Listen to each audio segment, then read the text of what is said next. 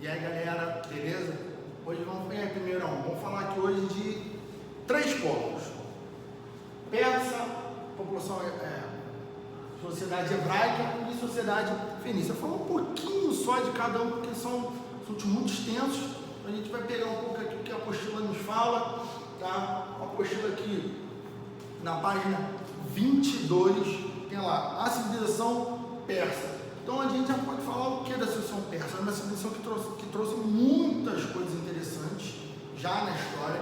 Ela vai construir um sistema de correio muito interessante, muito importante. Ela vai trazer uma série de situações políticas que vão ser usadas depois. Ela também é aquela população, aquele tema que é tratado no filme 300. Claro que aquilo ali é muito estereotipado, né? Você vai ter o Frank Miller construindo aquela história que é inspirada em outra história, do 300 de Esparta, que tem elementos interessantes, mas os persas não eram monstros como é tratado no filme, tá? Aquilo ali é só uma característica do filme, coisa cinematográfica, coisa de história, mas os persas ele tem muitas coisas ricas na sua história. Por exemplo, um deles se chamava Xerxes mesmo, teve vários Xerxes inclusive, não era só um Xerxes, tá? Então, por exemplo, uma das características principais que se confunde muito atualmente é que a civilização persa não é uma civilização de origem árabe. Eles não são árabes, eles são persas, tá? Por que você está falando isso? Porque quando a gente chega nos dias atuais, todo mundo acha que quem vem do Irã, todo mundo não, né? Mas uma galera acha que quem vem do Irã é árabe. Não é. Iraniano é um povo persa, tá? Já vamos começar a trazer essa história para os dias de hoje para evitar esse tipo de confusão e, né, evitar esse tipo de xenofobia, esse tipo de preconceito, esse tipo de, literalmente, de você chamar um povo por uma coisa que ele não é, não pelo bem ou pelo mal, mas simplesmente porque ele não é. Ninguém gosta de ser confundido, ninguém quer que o seu povo seja confundido, tá? Então, o pessoal do Irã é persa, não árabe. E assim como os árabes não são persas, não confundam também, porque ninguém gosta de ser confundido aí na história. Na página 22 do livro, temos o primeiro parágrafo já detalhando algumas informações importantes. A Pérsia, atual Irã, situa-se à margem direita do crescente fértil, limitando-se a oeste com a Mesopotâmia e a leste com a Índia.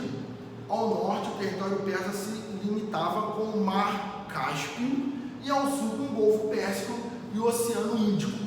Se pegar um mapa, você consegue limitar direitinho onde essa é a região da Pérsia. Na Grécia, só para a gente situar aqui uma situação, parte do povo persa, esse povo persa, eles eram chamados de medos. Por isso, por exemplo, quando a gente estudou, teve aula de civilização grega, a gente vai falar das guerras médicas, que não eram guerras de médicos, tá? Eram as guerras que os gregos lutaram contra os medos, que eram como eles chamavam o pessoal que veio dessa região, que será conhecida como Pérsia, porque ali tem uma região da Média, e os gregos, todo mundo que veio da região da Média, eram os medos. Tem aí uma tradução, um esquema que não importa muito no momento. Então, o processo de unificação das tribos persas e a organização se deu ao Ciro I. Olha que interessante! Temos um nome conhecido, Ciro I. Ciro I foi responsável pela unificação das tribos persas. Ó, isso é, ele pegou um monte de tribos que brigavam, que discutiam, que não se entendiam, e o Ciro I, ele vai fazer a unificação dessas tribos, que vai gerar um império depois. Porque os impérios, eles não surgem porque alguém um dia chegou e falou: vou fazer um castelo aqui. Não é assim. Uma construção política, territorial, envolve guerra, envolve negociações, sempre é assim. As coisas não são aleatórias do nada. As coisas têm uma construção a se seguir. Então temos aqui: em seu governo, a divisão da sociedade em classe foi reforçada e ampliou a prática da escravidão. Os sucessores de Ciro I, Cambises I e Dário I ampliaram a extensão do Império Persa, que passou a se estender da Ásia Menor até a Índia, incluindo o território do Egito. O Império Persa, em relação à população dos territórios conquistados, destacou-se por procurar manter uma política de tolerância em relação à religião, aos costumes e às leis praticadas. Uma coisa que vai ser interessante, assim como vai ser também usado por Alexandre o Grande, né, em outro momento, é que os persas conquistavam outros reinos, tá? Como vai chegar ali, vão chegar no Egito, vão chegar na Índia, só que tinha uma coisa muito interessante nesse povo. Quando eles conquistavam os novos reinos, eles não obrigavam o pessoal daquele reino a ser da mesma lei e da mesma religião que eles. Basicamente tinha uma lei, que era: me pague impostos. A segunda mais ou menos era: não bagunce o esquema. Então vamos lá, os persas tinham leis e tinham religiões, eles eram zoroatristas, daqui a pouco a gente vai falar zoroatristas, se não me engano é assim que se fala, mas o lance basicamente era o seguinte: eles tinham a cultura deles e ao conquistar outros povos, eles não impunham a sua cultura aos outros povos. Isso ajudava muito na união, ou na melhor, na aceitação desses outros povos em relação ao domínio persa. Os persas tinham poucos problemas de lutas dessa galera resistindo por muito tempo à sua dominação. Por quê? Quando um rei domina outro reino, geralmente ele quer que ele seja tudo naquele outro reino, e essa cultura não absorve muito bem, eles acabam brigando, se separando, causando muitos problemas. Os persas não, eles pegavam esse outro reino, absorviam parte dessa cultura e deixavam que aquele povo tivesse a cultura deles, desde que contribuísse com tropas na hora da guerra, não desrespeitasse a religião dos persas e pagasse seus impostos. Suave, tem uma lei geral zona, mas vive a sua vida na boa, só não perturba. Era mais ou menos isso, a gente contando aqui de grosso modo. Então, temos lá: durante o governo de Dário I, o Império Persa foi dividido em províncias chamadas de sátrapas, ou sátrapas, ou satrapias. Enfim, é um nome meio complicado, mas vamos chamar de satrapias.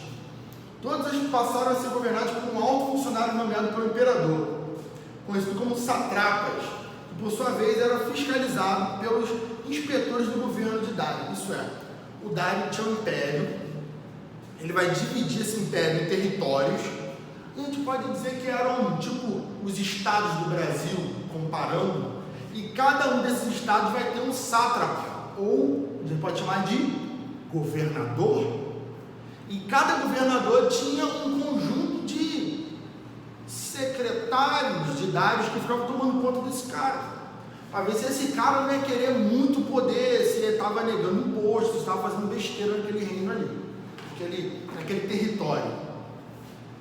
Seu governo foi cunhado Dárico. O Dário I vai fazer uma moeda chamada Dárico. Ele vai fabricar dinheiro. Professor, como assim fabricar dinheiro? Exato, ele vai instituir moedas para aquele povo ali, tá? Com o rosto dele, lógico. Uma moeda padrão aceita em todo o Império. Dário I integrou as diferentes regiões do Império através de uma vasta rede de estradas e agilizou o comércio e mobilizou o seu exército. As estradas persas eram maravilhosas porque o correio persa era muito melhor que o correio brasileiro atual. O correio tinham vários postos de correio pelas estradas e os entregadores de cartas, de coisas de informação que era fundamental, eles se comunicavam. O cara saía de um local, de uma cidade, de um cavalo, ia correndo até o primeiro posto.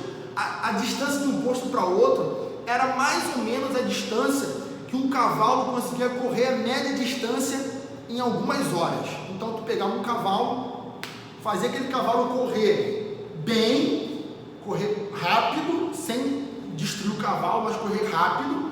E uma vez que esse cavalo chegava nesse posto, tinha uma equipe ali, né, montar, esperando. Quando ele viu o cara chegando, já estava com o cavalo pronto, pegava a bolsa do outro cara, como se fosse uma corrida de 400 metros. Pegava a bolsa do cara, preparava e já saía disparado para o próximo posto. Então a informação na carta, ela sempre viajava continuamente pela estrada persa. É uma estrada boa, então chovendo ou não, você conseguia viajar com boas condições, porque a estrada era de pedra. Então você tinha o transporte de informações muito rápido na Pérsia. Imagina, mandar uma carta de uma ponta a outra do país demorava semanas. Na Pérsia demorava dias. Se demorava meses antes, agora demorava semanas. Então era muito rápido. Claro que a gente não está falando de um país do tamanho de um continente, apesar que era um país muito grande, um império muito grande. Então, em questão de 15 dias, 20 dias, você chega em qualquer ponto do Império Persa através dessas informações, dessas estradas. Claro, as cartas chegavam em 20 dias, as pessoas demoravam, tinham que dormir, tal, era um processo diferente, mas a informação era muito rápida. Vamos poder falar aqui sobre religião e arte. A principal herança cultural dos povos persas foi a religião criada por Zoroastro, ou Zaratustra. Tem um livro do Paulo Coelho que tem esse nome, não é? Acho que é Paulo. Conhecido como Zoroatrismo ou Mazdeísmo. O Zoroatrismo se caracterizava pelo dualismo de forças contrárias, em que Ahura Mazda era o deus da luz e do bem, e Alvirimã, personificação do deus das trevas e do mal. Isso é um ponto interessante, porque essa parte aqui da cultura é muito antes da criação do cristianismo, mas é junto com a religião hebraica, vários momentos. Só que, como posso dizer aqui, Zaratustra, né, o zoroatrismo, ele vai criar uma religião dual. Não confunda com o cristianismo, por quê? Na religião do Zoroastro tem dois deuses, um do bem e um do mal, tá? No cristianismo, que a gente vai ver depois, na religião hebraica no caso, é um Deus, tá? E o maligno, como quer que você estabeleça, se você tiver uma visão cristã, não é um Deus, tá? Tem um Deus só que criou tudo. E no Zoroastro tem dois deuses que criaram tudo, mas são dois deuses, um bom e um mal, uma religião dual, onde tem o mesmo peso para cada lado, tá? Então é um pouco diferente, a gente não vai aprofundar aqui no momento. Os persas não construíram templos ou estátuas para adoração de Mazda, mantendo apenas tradicionalmente aceso o fogo sagrado, símbolo da pureza da luz de Ahura Mazda. A arte persa não se caracterizou pela originalidade, refletindo na verdade a diversidade geométrica, geográfica, étnica e cultural do Império, que se estabeleceu durante 5 milhões de quilômetros quadrados. Isso é, era um império de 5 milhões de quilômetros quadrados, era imenso, tá? Então vamos passar para o próximo tema aqui. Civilização hebraica, a gente começou a falar um pouquinho dela, mas tem uma coisa muito interessante, que a religião hebraica é uma religião muito antiga, tá?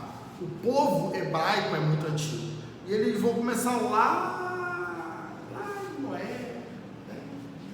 A Bíblia. Então assim, vamos passar rápido, porque todo mundo sabe disso, todo mundo é cristão, todo mundo sabe disso. Eu não quero muito me prender aqui na religião hebraica, mas a gente tem várias divisões do povo.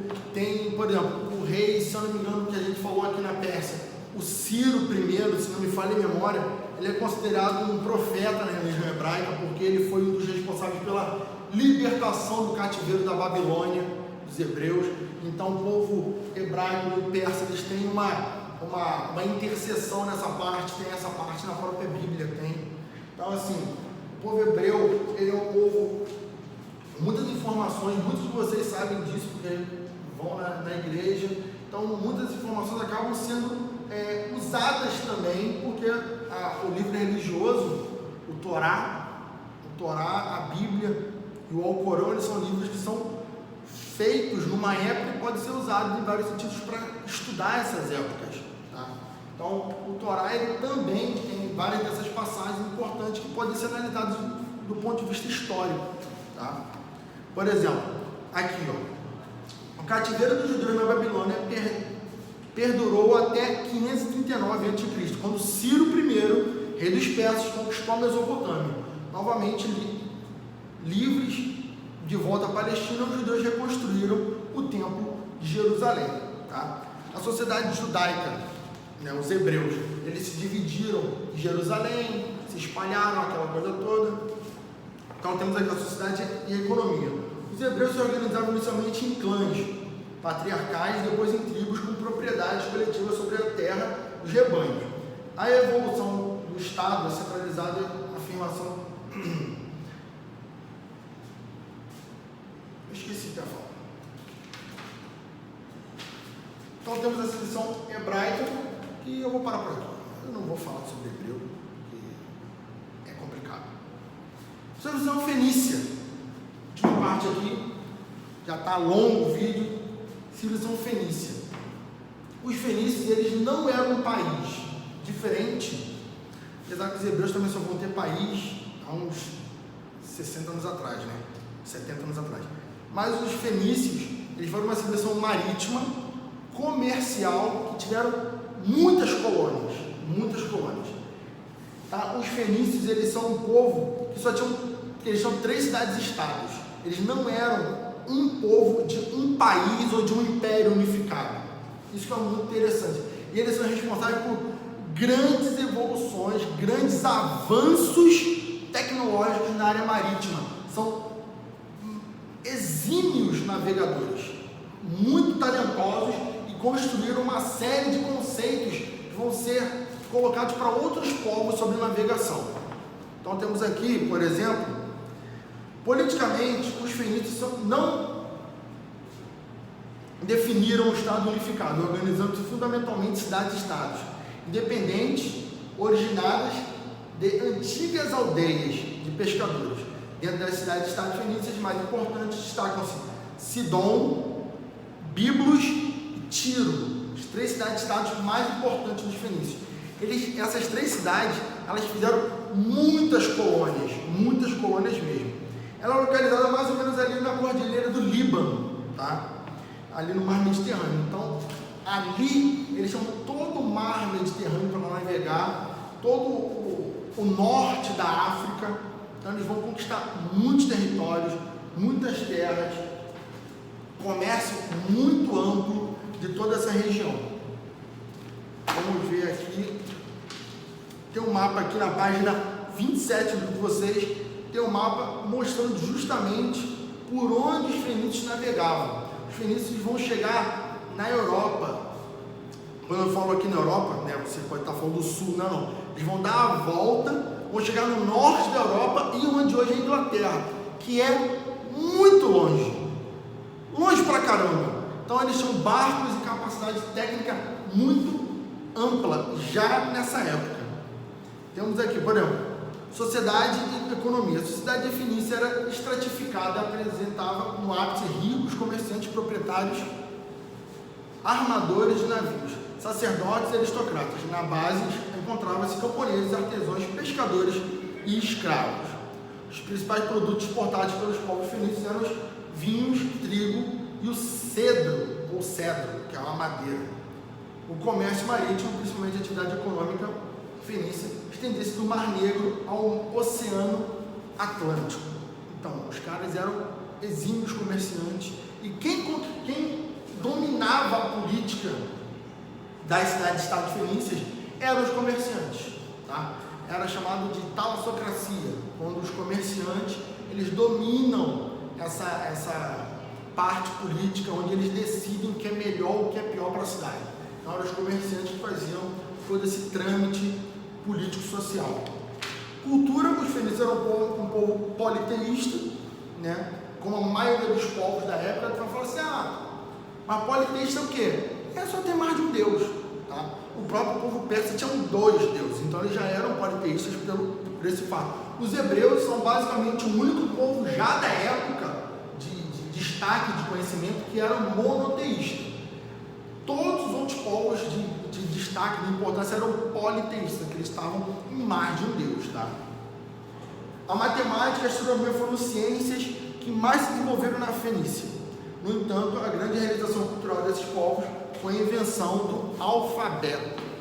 Os fenícios inventaram um alfabeto, tá bom? Então, não era igual o nosso alfabeto hoje em dia, mas existia uma organização de letras, de textos e tudo mais. Então, eles fizeram essa organização muito importante.